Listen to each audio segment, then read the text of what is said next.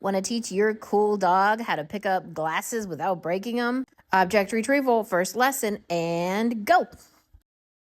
A few different ways to teach an object retrieval. Just make sure that you're taking baby steps. So touch the face, yes. Then touch the tooth, yes.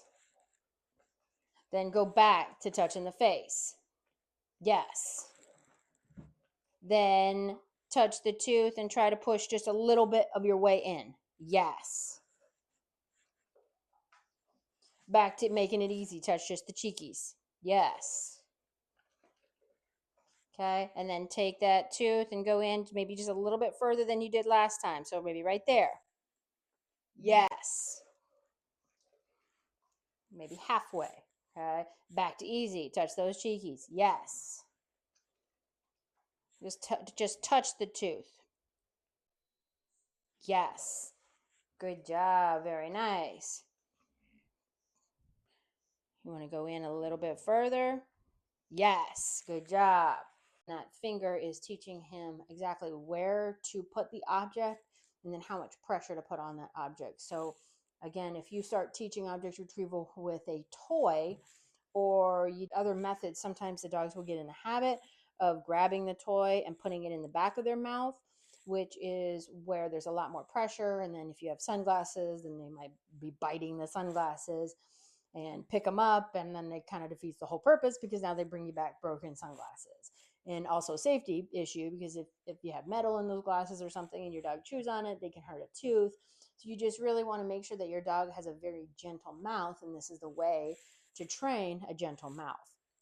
And that is by putting that finger, desensitization training, yes. And then we're going to go a little bit more behind that front canine, yes. With the soft part of our finger, never the nail. Make sure your nails are nice and short. Go back to easy, just touching the gums, yes, good job. And then we'll make it a little bit more difficult. We'll go in behind that finger, maybe go up to like the first part of your finger, yes, good job. Make it easy again, just touch the gums, yes. And then make it even more difficult, push that finger even further in there. And again, you're just going directly across.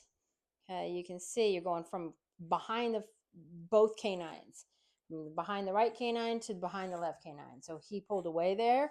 I didn't give him any reward. We're going to try again. Go behind those front canines, directly across. I can see my finger on the other side. Do. Yes, good job.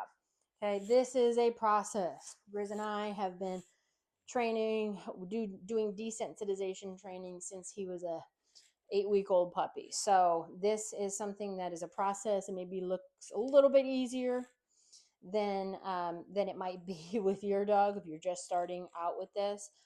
Be sure if you have a puppy under 4 months, 4 to 5 months of age, make sure that all of their baby teeth have fallen out and they have all of their primary teeth in, because we don't want to inadvertently hurt them with the loose baby teeth and then potentially have them be completely aversive to this.